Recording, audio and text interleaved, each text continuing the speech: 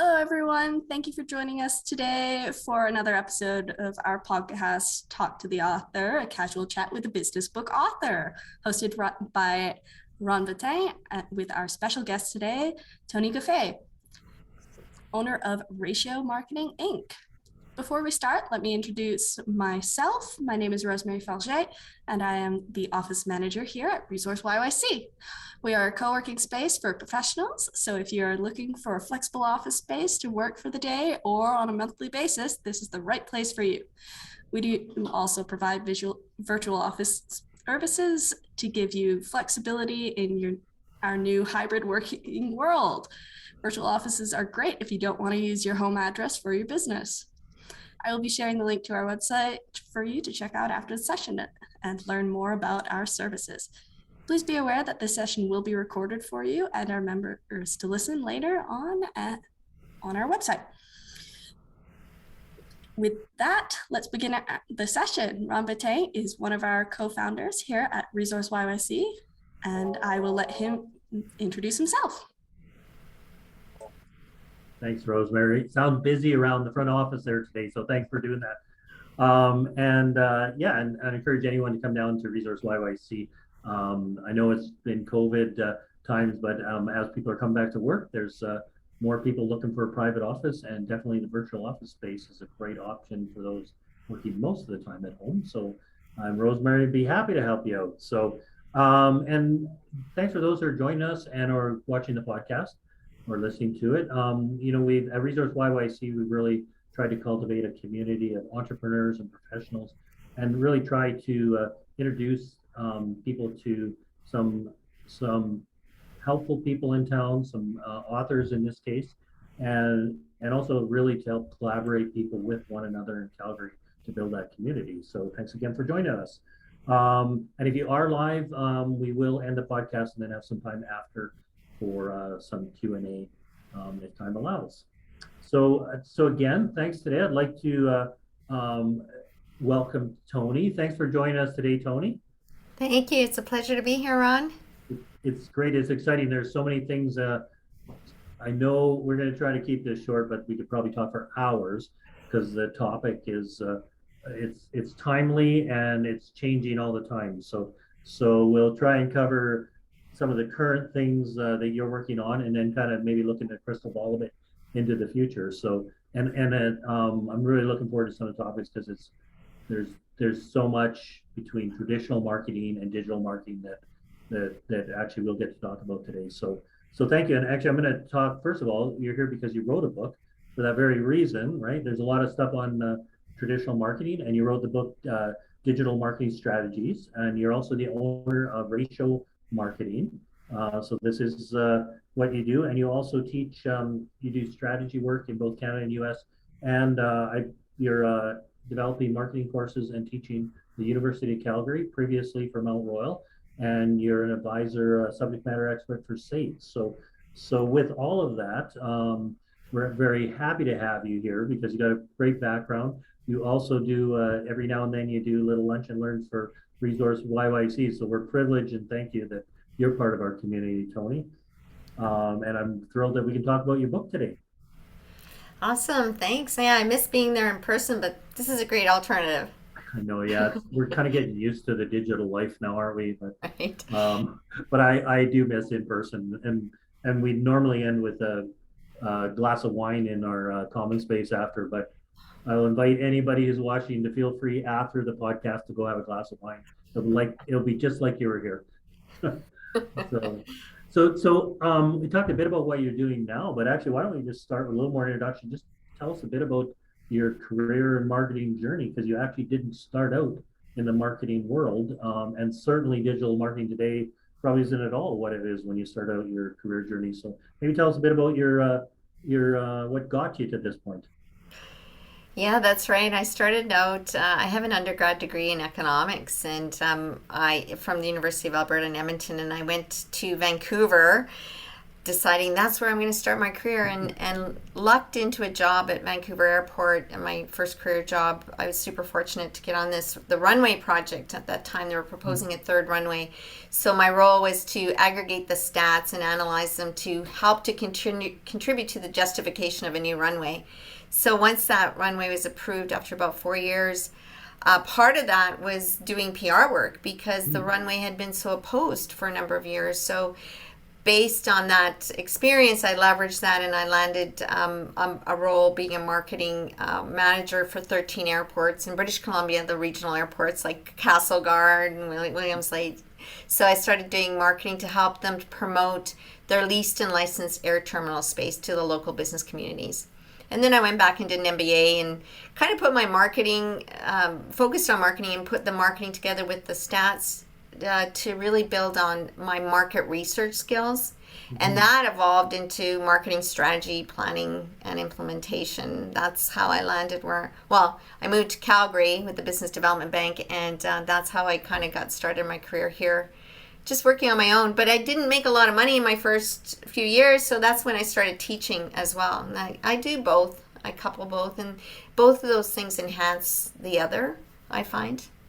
So I guess, so certainly, because we have a lot of entrepreneurs here. So I always say, if you want to learn a lot of things, and you may not become an expert at anything, run your own business, because that'll give you a lot of life experience that you can take anywhere. So you've done that. And then I'm curious, does that background you have in economics and the stats, I mean, you did market research, but do you find that really translates into the digital marketing world? Absolutely, yes. It's the numbers, and that is an area of focus that I personally do as a strategist. Is I look at the numbers, the Google Analytics or social media analytics, and email data, all sorts of data, and try to bring together what is the information telling us as evidence to develop that strategy and to optimize our marketing spend. So yeah, although my focus has always been in marketing, it's just evolved over the years, and I've spent a couple of years, maybe about 10 years ago, I'm trying to remember how long ago it was, where I did a super deep dive for my own knowledge to understand, like, how do I develop a website? How do email programs work? And I did a series of podcasts and blogs and videos just to get my feet wet. And although I've gained a depth of knowledge in those areas, I'm still constantly learning because it is changing all the time. Well, I mean, even here at ReSourceYYC, we weren't doing a podcast a year ago, right? And the technologies, I mean, I think you'll see too, some of the tools and technologies have changed a lot to support it, I imagine, right? Absolutely. I'll get an early plug. I'll get an early plug in for you, because with her book comes a phone app where you can actually do some analysis. So we'll talk about that a little later. But that kind of technology you wouldn't even have 5 years ago, probably, right? Yeah, exactly. Yeah. So well, and we talked a bit about that. So there is a nonstop. There's so much out there about digital marketing tactics, right? Especially around social media. Right? There's more information than you could ever absorb around the tactics of it. But that's not really how your book approach it. It's more on the strategic side of marketing as well, right? So your book, maybe talk a bit about what prompted you to write your book and how you got into that with all the stuff out there on digital marketing. Right. I got an opportunity at the University of Calgary. They launched a brand new digital marketing program in their continuing ed. And in trying to find a good textbook, I just couldn't find anything that really represented what I was trying to teach in the course. And that is the strategic approach to promotions and optimization. And the outcome I was tasked with was build an omni-channel strategy for all stakeholders. And I'm like, okay. So I built a framework on how to aggregate the data in such a way that leading metrics can help to understand and justify how an organization is actually achieving their lagging key performance indicator for the growth of the business. So because there was a gap and there really isn't anything like it, I thought, well, I'll just put together my own information. And then it launched this book that got picked up by Kendall Hunt in the US. Excellent. And it is a gap, right? So, and I think maybe this goes back to your data data background, right? So it really helps drive a lot of decisions, right? So it's good. And are you using it? Do you get to use it as a textbook, or is maybe a bit about who the audience is for this book? Is it geared strictly for students, or is it a book that people can use in practical, everyday applications? I developed it for my continuing ed course at U of C, which is management. Mhm. But my sense is that it's kind of like an MBA book. And right now, I'm talking to a couple of professors in the United States to see if they'll give me a peer review to understand where they think that it fits in academia. Because it's more management, my sense is more of an MBA fit. So it is optional with my course. And having said that, I am developing my own course that launches at the end of this month that's based on the book. So that'll be I'll be promoting it on LinkedIn. But I wrote it more so for, like, it's more of a hands-on approach. And I feel that there is actually an opportunity for like entrepreneurs that are running their own Mhm. business, because I get that a lot from my clients or potential clients. Are like, we spent all this money. We have no idea what's working. We just know it's either working or not working. Like, how do we get that information? It's a big black hole. So this is a great book for entrepreneurs to get that high level of understanding, and basically what questions to ask in order to get the information you need to make those decisions. Well, I think what I appreciate, because I've been in this boat, doing more doesn't get you more, right? In fact, sometimes doing more just costs you more and you get no results. So to me, this book strategically starts to connect that dot between where you want to put your effort and getting results, right? And I know of course, you'll talk to any consultant, they'll tell you they'll do that for you. But I think, and maybe to your point, for managers or for entrepreneurs, it kind of allows that framework to actually start to have those conversations, better conversations. So Yeah. yeah, no, it's nicely laid out too. So actually, why don't we talk a bit about the content of the book? Because you spent a lot of time. So maybe as we get in there, how did it evolve? Because you have a clear flow through the book, and I'll just say, you go from preparing your marketing success, then the components, and then putting it in action. Um, so how was that process of actually getting that content together and developing those themes? It sounds like, and you and I talked about this, you're not referring to a lot of other people's stuff because you kind of locked yourself away and said, you're going to do this from basic first principles and develop it. So these are your strategies then. Yeah, 100%. A lot of the book came about from information that I had already aggregated either through my own blogs. I've written a series of blogs about different marketing strategy approaches, SEO, SEM, all that kind of thing. And plus the courses that I've developed, where I've had to really clarify things in such a way to help students understand. One of the things I really found was missing in digital marketing in general was the marketing aspect. Like, where's this intersection between the traditional and digital? And that's the first part of my book, is really explaining that. And that comes out of academia. Like, Yeah. we look at the marketing foundations and fundamentals, but like how does that fit? So that's the first section. The second section is the market research Yeah. to inform decisions, and then we've got this part 3 is the different components of strategy, from website development to content management, social media, all the different parts. And then the fourth part was the framework. How do we present this data so that it makes sense in a hands-on approach to the typical layperson, basically? So yeah, it came from where I saw that academia was not connecting to digital. There's another piece that was missing. Let's go back, and so there'll be now a whole generation who wouldn't necessarily even know what traditional marketing is, right? Or it's all blurred with digital marketing, where we're at. So speak to that a bit. How would you describe the academia side of connecting traditional with digital marketing? Okay, so that's a good question. The fundamentals of marketing as it relates to the business includes the 4 Ps, the marketing mix: product, price, place, and promotion. Yeah. And the promotion piece is what I'm talking about, where in promotions we have advertising, typically print, radio, television, PR, which is like media releases and celebrity endorsements, to direct response, which would be postcards in their mailbox, to promotion, sales promotions like coupons and discounts, and also events and sponsorships. Those are all things that typically have been done in the traditional marketing sense. And so there are components of digital marketing that are exactly like that in the digital marketing world. Like we have search and display ads or retargeting ads. So I just connect those dots on how you can take the traditional methods and look at them in the digital marketing lens.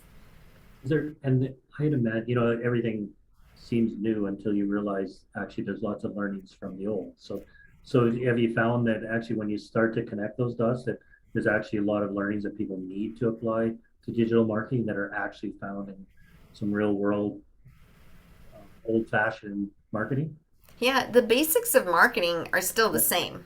It's just the way that the different channels and the different what's really changed is the way that consumers absorb, for lack of a better term, marketing nowadays, because they know that they're going to be inundated with ads or whatever. There's an expectation. So that, yeah, and the same thing applies to digital as traditional, that in the sense that no one wants to be advertised to. Yeah. Well, Yeah. when we talked a bit about, because the sales funnel, there's lots of different funnels, and you actually described more the digital funnel, but how does that, because that is a huge part, I know in the digital world, is how you capture people to eventually get a sale, but how you move people through that path is different digitally, but I think psychologically some of it's the same, right? So, and you've described a bit of that in your book as well, right? Yeah, the buyer's journey, the Yeah. sales funnel, the marketing funnel, it's all the same. And you call it the buyer's journey is what you call it, right? So It's the old traditional AIDA concept: awareness, interest, desire, decision, and then action.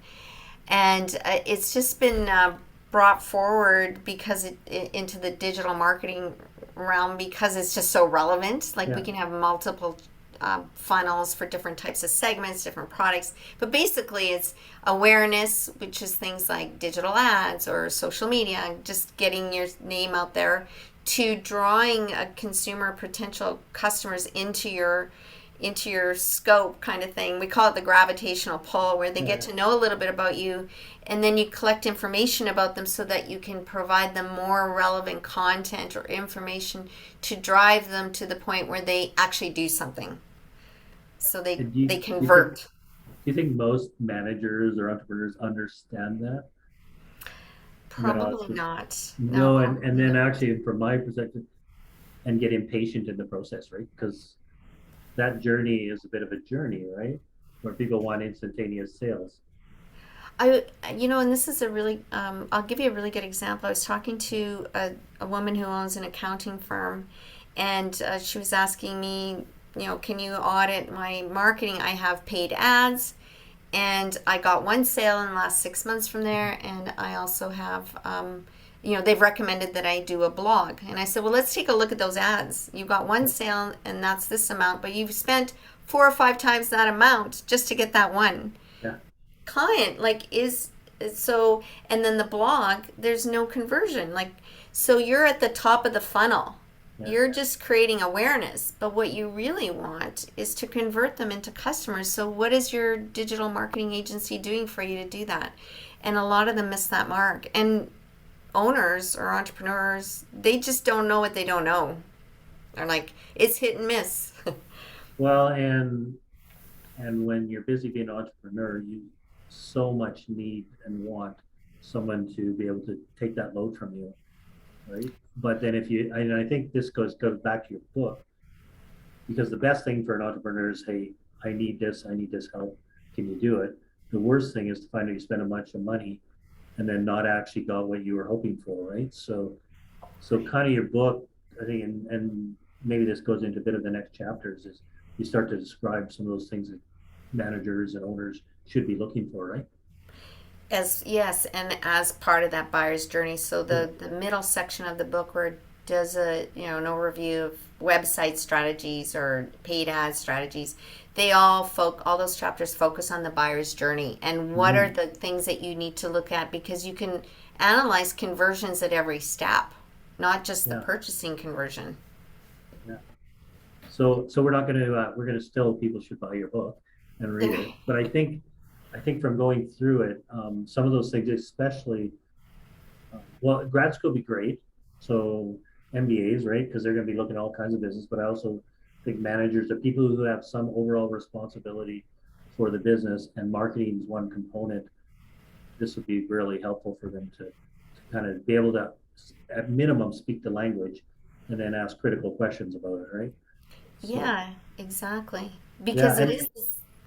And then the end. So we're gonna actually, I want to get into some of the Sure. fun stuff about writing your book and all the cool stuff too. But you actually, at the end of your book, you kind of wrap up with putting into action, right? Digital marketing action and some fundamental things there. Do you want to speak to that a bit about the strategy and that?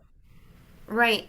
It's with digital marketing, we have so much data. This is part of the issue, but the fourth section talks about measurement and what are those key performance indicators. What is a leading versus a lagging metric?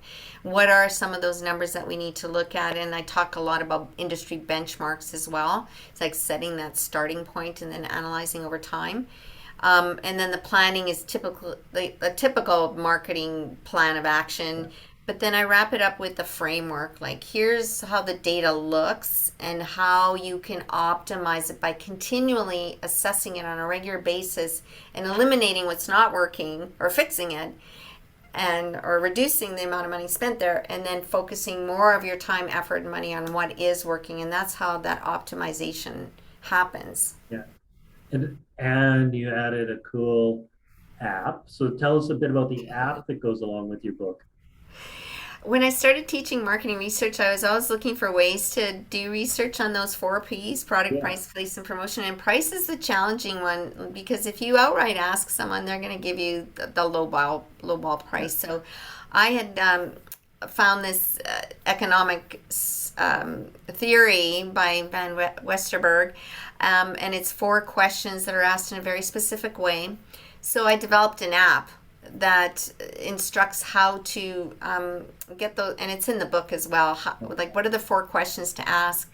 How to upload the data into the app, and then the app demonstrates a chart, a graph, and a table that pinpoints the optimal price range and the optimal price point based on that particular data set from a survey.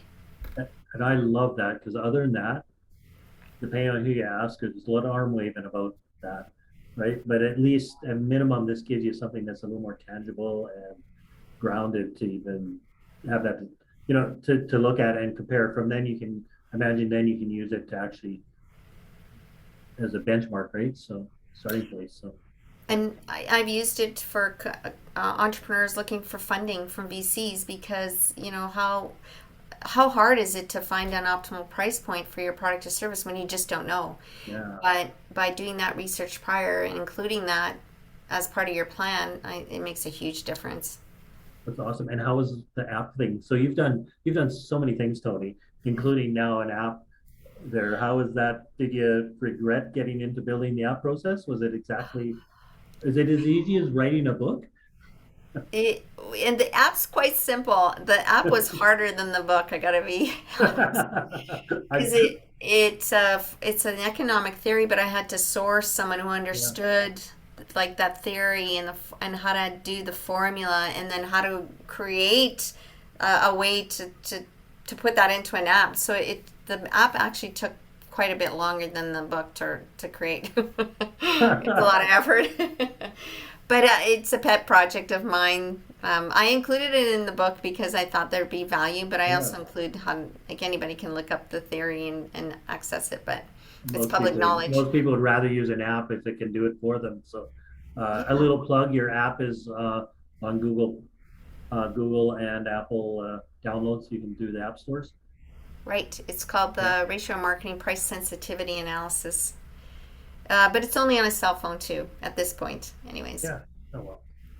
Cool. That's awesome. So and what about the whole book writing process? So this is your first book. Yes. Well, my first official published book, I actually wrote a book on how to do market research back in the day when I was teaching market research. But yeah, I have a friend who's in the book industry, and she said, why don't you put together a proposal and see if anybody wants to buy your book? And I'm like, Yeah. okay. So I put together a 25-page proposal, including a first chapter, an outline, samples of my work, etc. And I shopped it around. Two publishers wanted it, and Kendall Hunt. I went with them. They're a smaller company, but they were so great to me. And then I had to buckle down and write the book. So it's an overwhelming, daunting task. So I just scheduled an hour a day, 5 days a week, Monday through Friday, just that 1 hour set aside, work on my book. And sometimes I just stare at the screen or just make notes. But then I caught on to a rhythm. Yeah. And I found I had a lot of this already done, so it was just a matter of packaging it in such a way that it was in a book format. But you got to be disciplined. And It did took it me turn out, almost a year to write it. did you have a mental image of what the outcome would be, or did it turn out to be something totally different when you It started? turned out to be something different because when I Yeah. submitted it to the publisher, they actually outsourced a marketing company, design company, to put it together. I was Mhm. pretty happy with the outcome. Yeah. I think it's kind of attractive. It's almost It's, like a yeah. animate, not animated. What would you call it? Like it's not like it's scholarly book. It's more No, hands on. no. Well, Yeah. and I think that was one of the when we started the conversation. Is it an academic book for students? And it's not. It's really written for manager. I would say, like from my personal as an perspective, as an entrepreneur and manager, actually, I could have gone back and read a book like that sooner.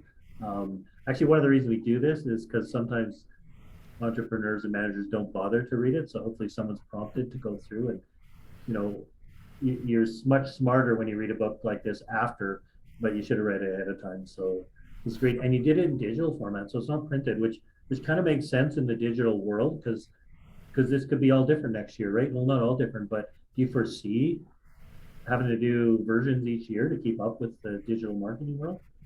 Well, yeah, I actually have a couple points. Thank you Yeah, for your feedback on how to revise it.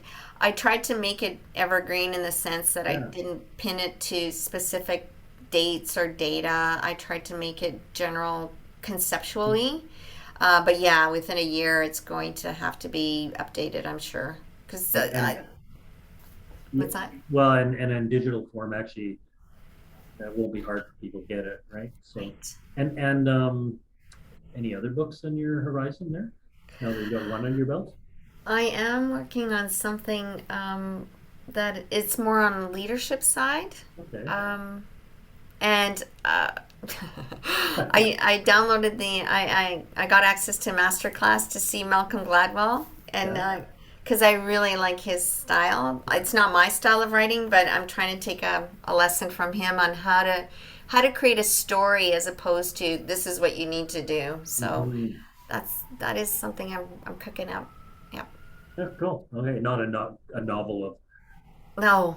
some staying more in the factual side of things, non Exactly. nonfiction. Yeah, good. Well, Well, and and based on my research too. Like I'm starting yeah, to do research, so I'm compiling that yeah. information. And actually, I mean, everybody likes different types, but I do like the fact that it's grounded on data and science, which I actually think adds a lot of credibility to this book and probably your future books. So that's cool. And Thanks. maybe go right back to your economics background, right? So Right. and what else you got? So you're teaching. Any we'll try and wrap up fairly quick here, but any Sure. other projects or anything on the go that are interest? I am working on, well, yeah, I have a couple of clients in the tech sector, but they're focused globally. So that's a really, it's a different approach than just doing something, Yeah. based on local SEO. And the other thing I just finished was I did a program for Manpower on digital marketing for the fintech Okay. industry because there's so much opportunity right there. And so Yeah. that's been a really great project. It's a big program. It's 50 hours for the students, but same principles apply. Yeah. But the fintech industry is an interesting industry to look at right now with Bitcoin and crypto and Neo. So there's lots of Yeah. interesting things happening. Pretty timely. So is there any things that are different in that industry that that were a surprise to you? Well, just the way that they use digital marketing more readily. Yeah. So, because fintech is just emerging so quickly, it's like it's not an incremental improvement. It's like a disruptive approach, Oh, right? That they go right to digital marketing. Like I was just mentioning Neo, which we know. We were chatting about that. I did look it up. It's actually based in Winnipeg. I thought it was a Calgary company, yeah, that's what but I. it's that MasterCard, and they've gone right to using loyalty programs. And it's a really great case study I found for my students. Cool. So those are ones. I mean, if we were sitting here talking a year from now, we'd find out how some of these things are turning out, right? So Yeah. yeah, cool. Any other companies that it's always good to get a perspective on some companies that are just doing it, knocking out of the park on digital marketing.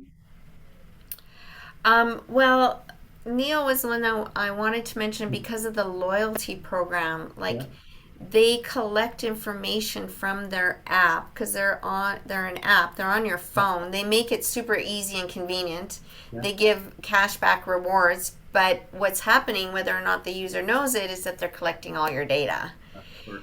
So what they do in loyalty programs is they try to get you to spend more often by turning around and giving you more of what you want. So Safeway does this. So I don't know about you, but it's got the blue Air Miles. Air Miles is really awesome loyalty program. So they will send me an email and go, here's all your offers this week, and it's all the things that I already buy. And if I purchase them this week, I get 5 extra points.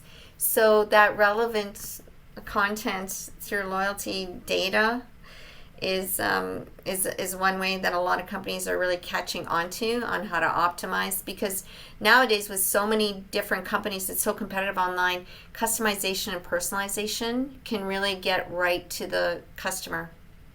So we weren't gonna talk about Zoll, but now that we brought it up, how does that change from being very personal and directed to kind of creepy, where you feel like you're being watched? Have you seen The Social Dilemma on Netflix? Yeah. That's exactly what it talks about. AI is like a dream for marketers, Yeah. but who's in charge of AI? Is that a chapter in future chapter in your book? Yeah, maybe an addendum to the next There one. we How go. AI Yeah. is impacting us today. Yeah, exactly. So, hey, we've already chatted over half an hour, so this is great. Awesome. Anything we didn't talk about that, especially about your book? Is there anything about your book that, of course, we didn't talk about everything in there, but is there any key things about your book that people should know and want to go pick it up and read it and get a copy? I think the main thing is that it gives you that high level look at how do all these pieces fit together. Like you said, a lot of digital marketers focus on one thing, like social media. Yeah. Or SEO or ads, but this gives you that look at how do we make this about the customer in order to benefit the company. So it's kind of a fresh look at that, and it pulls all those pieces together like a jigsaw puzzle, I think, anyways. Yeah, no, I totally agree with you. It's a good overview of your book, and you get the free app, which you can get anyways, right? So, Yep. and where can people get your book? It's digital online, so where do they find Yeah, I it? think Rosemary, I think she posted, I saw it pop up. It's in the chat. It's available on Kendall Hunt. And And we'll they put, are like, what's that? as you say, and we'll put, maybe what we'll do is we'll make sure when we post this podcast, we'll put the link in there as well. Awesome. Cool. Okay. And so Kendall Hunt and what about you? So you also racial marketing, you have your own website as well, and Yeah, contact you. I don't really, I talk about the hub and spoke strategy in the book where the hub should be your website, but Yeah. and then everything goes towards Yeah. that. I actually use LinkedIn more than my website. My website needs to be updated. But it's because I leverage LinkedIn so heavily that I focus like with my blogs and posts. Yeah. I do it there. So that's probably the best thing to check out is my LinkedIn profile. I thought you're going to tell me you actually are hard because you're in such demand. You're hard to get a hold of. So we will for the people who have chosen to listen to this podcast, we will post the link to your website as well and your LinkedIn as well. So Thanks. thanks for joining us today. We'll wrap it up there. That's a quick overview of Toni's book, Digital Marketing Strategies. And again, we'll post the contact information for Toni and her book in the link on our website. And I think Toni will have a link on her site as well. And then maybe Rosemary, I'll hand it back to you. We'll wrap up. And then for those here, if you want to stay behind, if you have any questions or comments or conversation with Toni, we'll have some time to do that. So Rosemary, thanks again, Toni. Thank you. Yeah, and I'll hand it back to you, Rosemary. All right. Thank you, everyone, for joining us for our ReSourceYYC podcast today. And I hope you all got to learn something interesting about marketing and about Toni. So, and if you're looking for a good place to work and need some office or boardroom space, come check out ReSourceYYC. All right. Have a good day.